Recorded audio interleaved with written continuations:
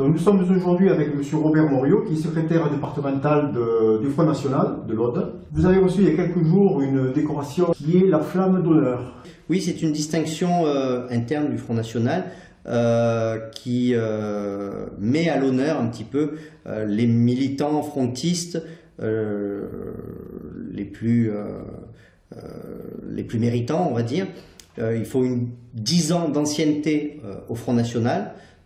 Bon, ça fait 20 ans que je suis au Front National, donc je suis largement dans les clous, hein. J'ai adhéré, j'avais 19 ans. Donc. Et puis avoir toujours servi fidèlement le Front National, pour ma part, donc des responsabilités dans la fédération depuis mon plus jeune âge, secrétaire départemental, conseiller régional, j'ai été élu en 2004, réélu en 2010, et puis j'ai participé à toutes les élections pour le Front National, ici dans le département de l'Aude, et plus précisément à Carcassonne.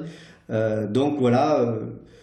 sur proposition de mes instances régionales, Jean-Marie Le Pen a accepté de me décorer. À peu près 300 000 adhérents qui sont passés au Front National sur cette période.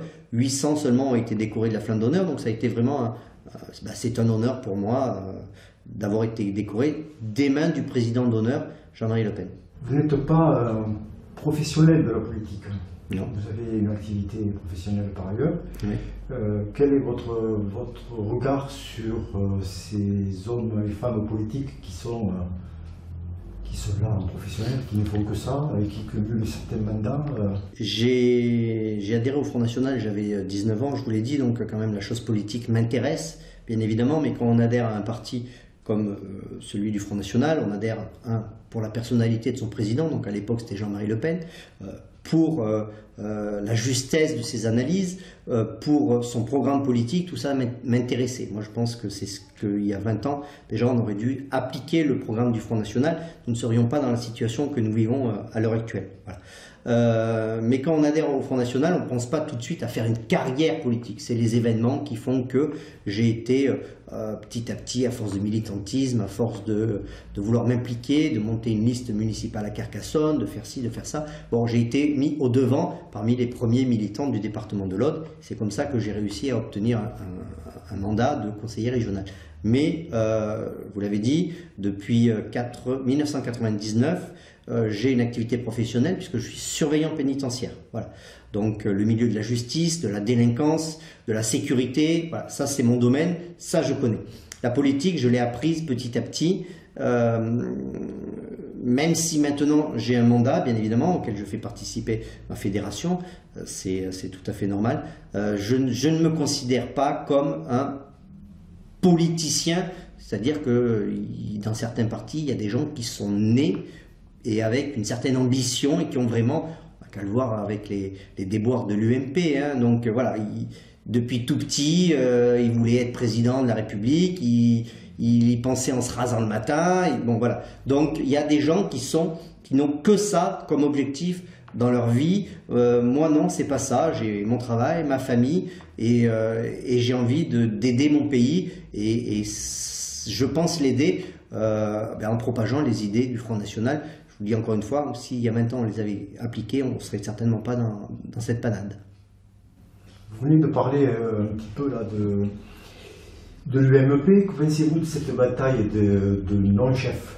De non-chefs ou de trop de chefs, hein, je crois que c'est aussi ça leur problème, c'est qu'ils ont trop de chefs, deux ambitions, poussés par les seconds couteaux qui sont peut-être encore plus débordants d'ambition.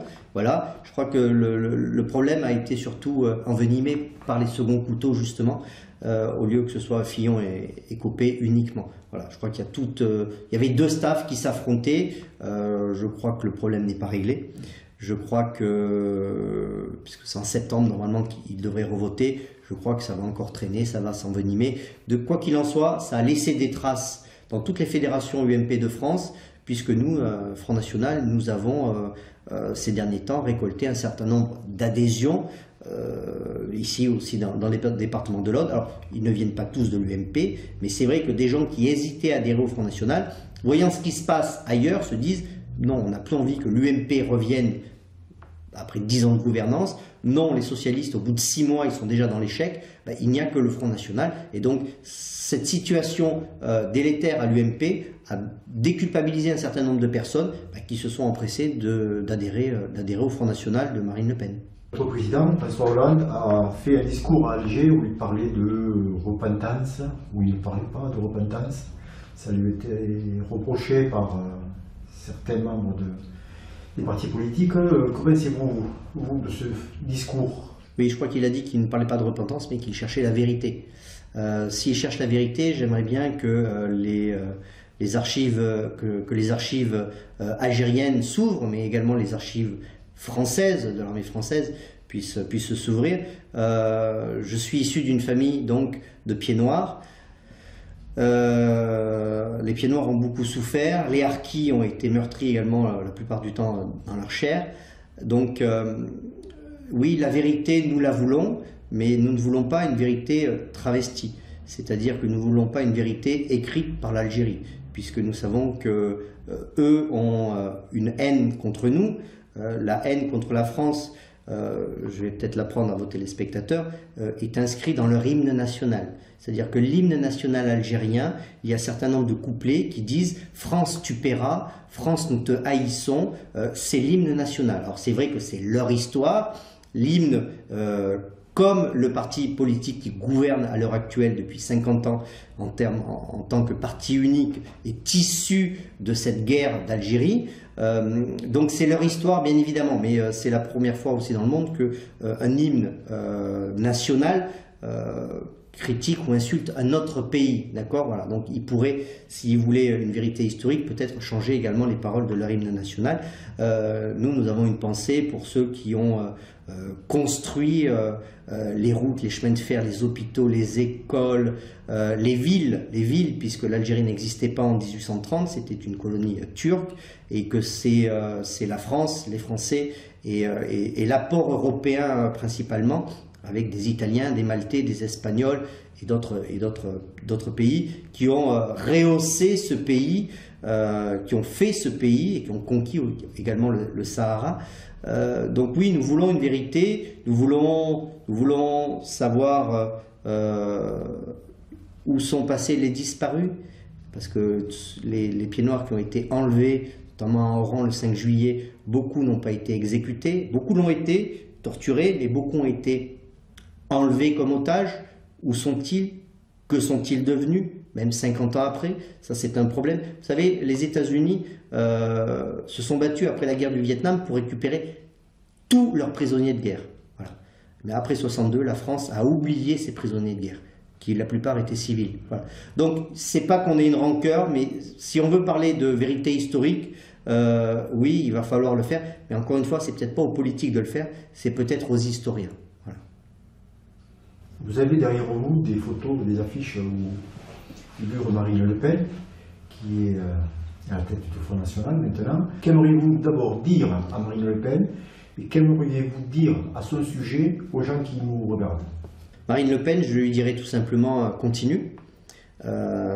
Continue dans cette ligne, dans ce chemin tracé par Jean-Marie Le Pen. Hein. Donc continue, persévérons ensemble et je pense, parce que j'ai vraiment foi dans mes convictions, je pense qu'on arrivera à la placer au pouvoir. J'espère qu'on aura un gouvernement Front National dans 5 ans, ça serait souhaitable pour la France, et que nous arriverons à réparer toutes les erreurs et toutes les bêtises politiques qui ont été faites depuis maintenant quasiment 30 ans.